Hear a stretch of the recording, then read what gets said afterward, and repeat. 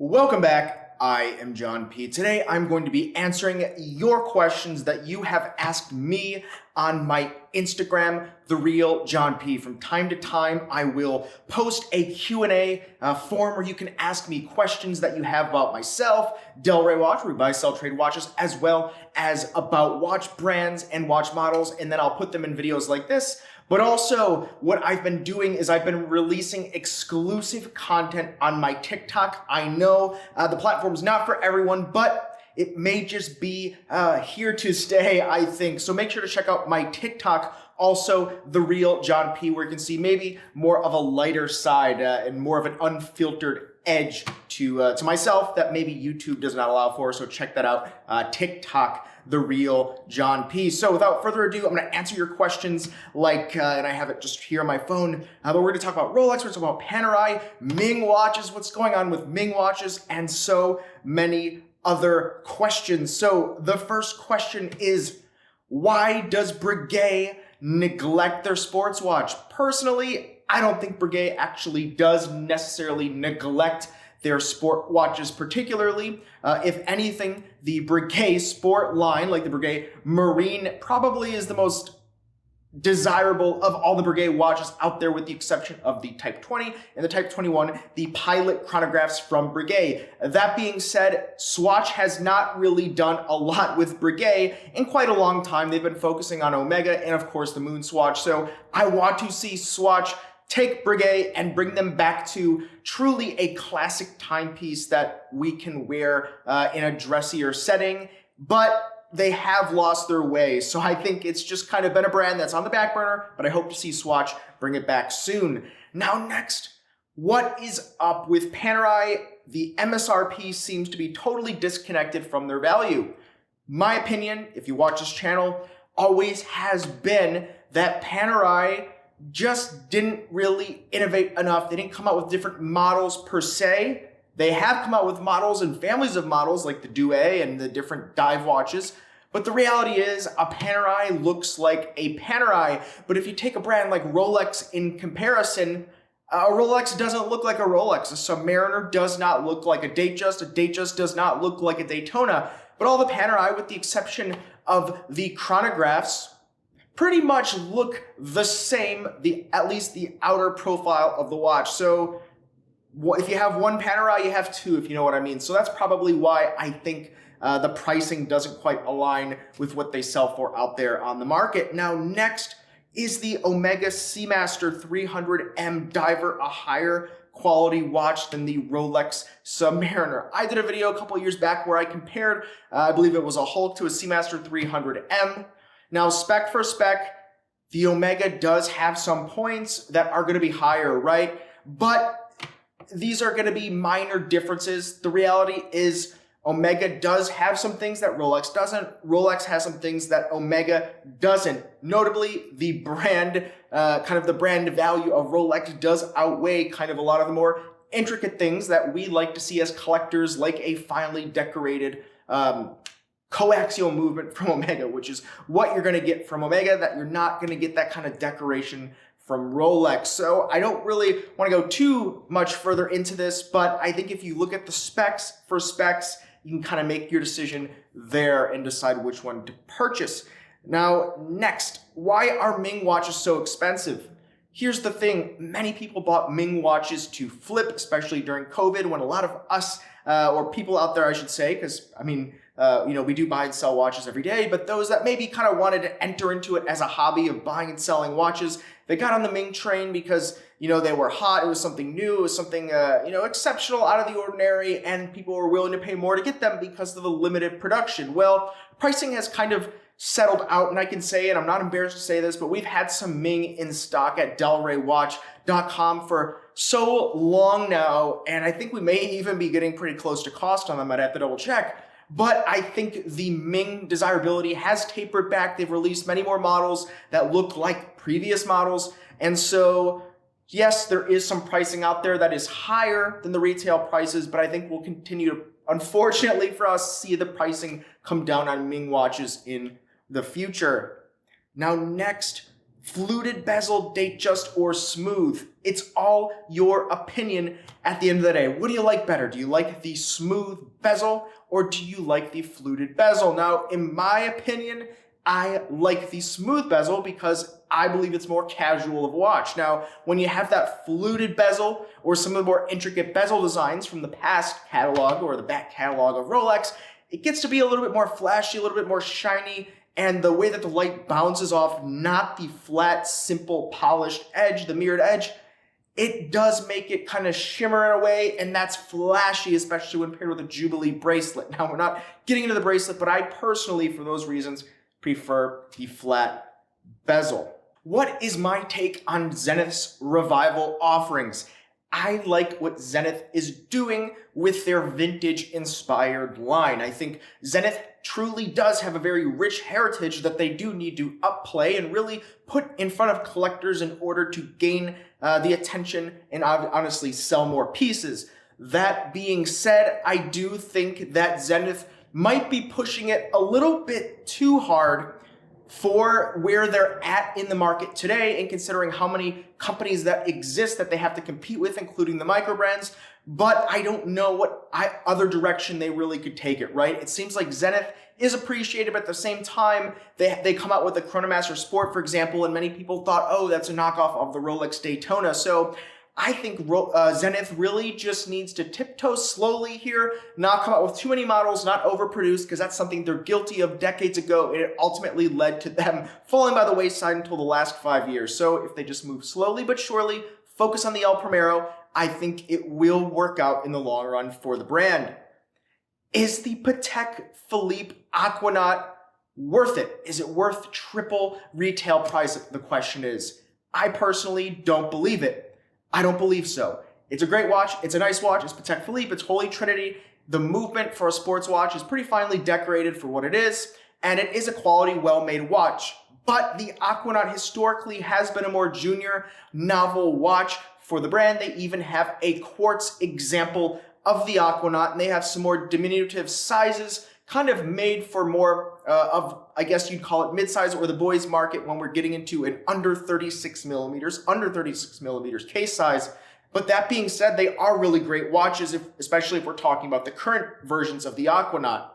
Now, if we're talking about investing in the watches, sure, they've gone up, but they've come down a little bit. Let's not forget that. So long-term, as long as Patek Philippe continues to produce Aquanaut models, I think the prices shouldn't fall too much, but anything could happen, right? The Aquanaut is not the 5711, it's not the Nautilus, it's not the watch that necessarily people were speculating on. People are wearing the Aquanaut, but personally, do I think it's worth triple retail? No, I think when you get into that, you can get into some incredibly high-end, sophisticated, complicated watches, and as a watch geek and a nerd, that is really appealing to me.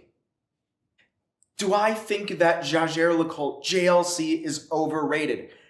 No, I don't think it's overrated. In fact, I think it's underrated. The brand, in my opinion, belongs in the Holy Trinity, because let me explain myself. They do not deviate too far away from where they always have been. Designing movements, creating quality watches for those that want to geek out about them, solid timekeeping, put through the tests, and they haven't really jumped on too many crazes or bandwagons of this dial, this size, that size. They've made pretty much traditional watches, albeit slightly updated to be wearable and actually want some people to buy the watches. But I don't think that enough people buy the watches, and they make a very fine, high quality watch, especially from the money if you buy the watch pre-owned. So I think JLC is actually underrated among those out there in the market. But for those watch geeks, collectors, and savants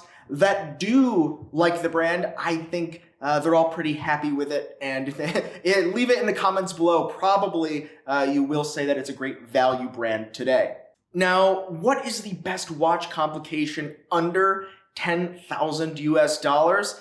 This is a tricky one, right? It's all personal preference. It's like, what do you want to use the watch for, right? What are you gonna do with the watch? What's cool to you?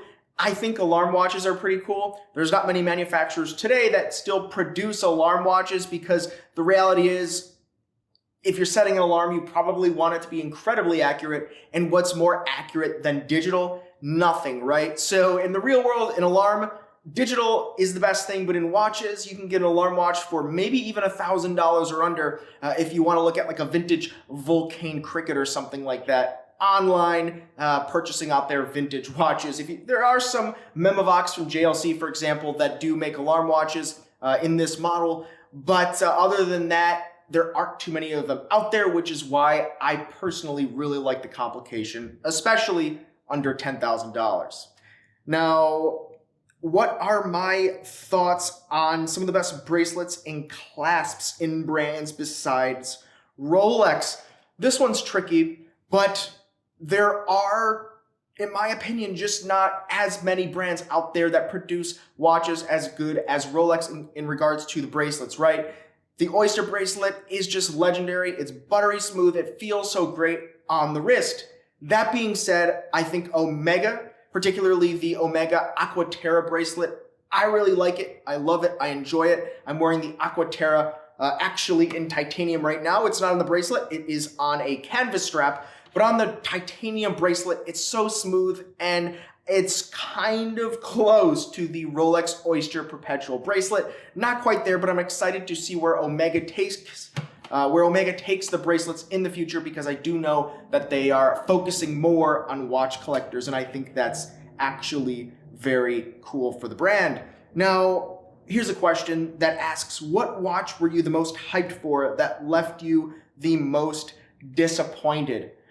Very rarely do I get hyped up to the level of building up expectations anymore. I've been in the watch industry, I've been working in the watch industry, and I look at the different ads and the releases, and you just don't know what you're going to get. If at all, are you going to get it ever, right? I'm still waiting for Cartier to get in the black dial Mustang tank, and I'm still waiting for, the enamel bezel, enamel dial. And it hasn't happened, right? So now brands, when do they come out with things, right? Omega hasn't come out with the new dial on the Aquaterra. It's, you see something and it gets hyped up and it doesn't come out. You really just don't know. And I kind of have this working theory that maybe brands are starting to throw things out there, see what the response is, and if it's not favorable, they just don't produce it. I think that would be smart of them. If they don't do that already, they probably should. But at the same time, I think I've learned to really not get too hyped up on watches, because you just don't know what it's going to be like, if at all, in person on the wrist. Now, what is my vintage Le Coultre Grail?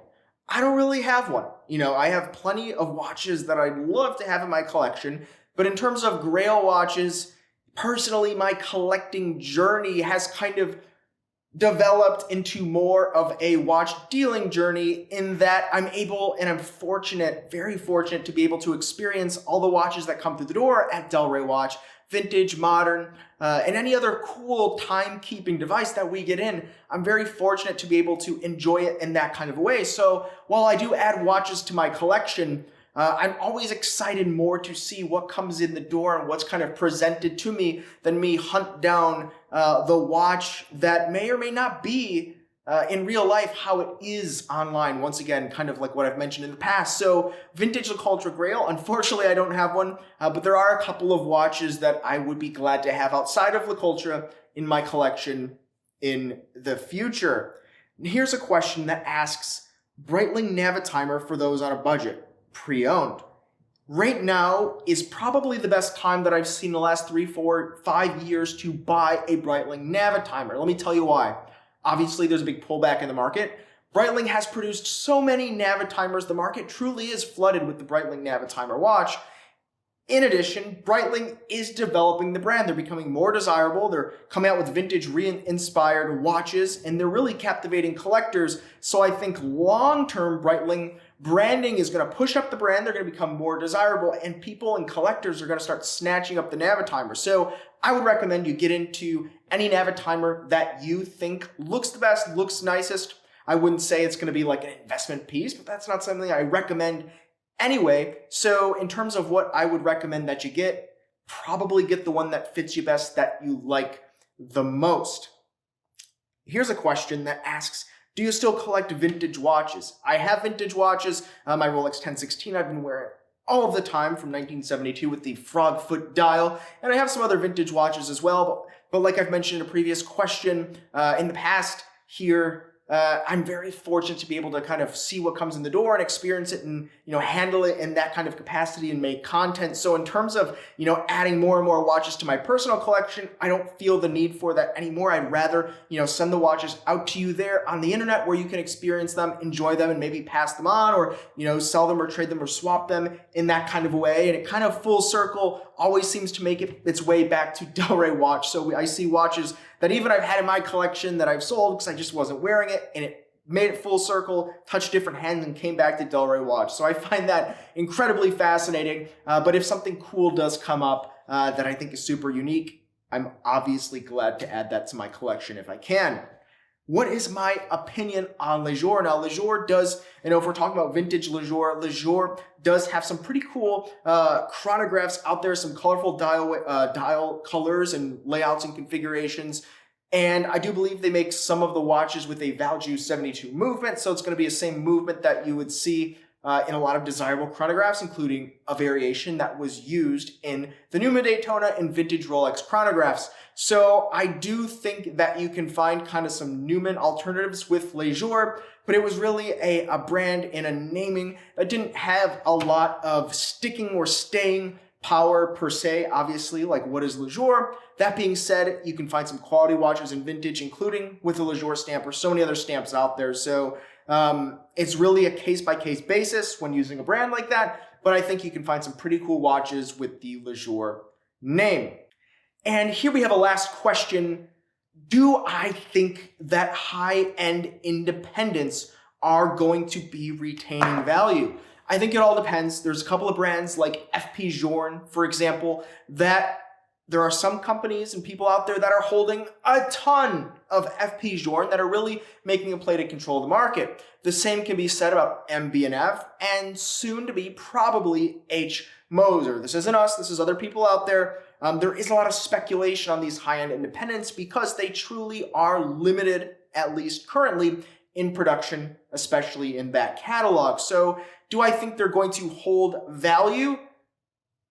I can't say that the desirability is going to be there. I can't say we're going to see that increase. Probably if watch collecting becomes even more popular than it is today. But considering there are some market makers out there with some of these high-end independent brands, they can really kind of set the price, and other people that want to sell the watch a little bit quicker can price it, 5-10% under that, and someone will buy it because they see the market makers really determining what the market price standard is, right? So there's a lot of factors at play. Maybe I'll make another video in the future talking about that, but high-end independents I think can be speculative, but look for unique watches, look for very special, super limited. I'm talking a few pieces, if not a one-off, if you want to better guarantee that that watch is going to retain the value.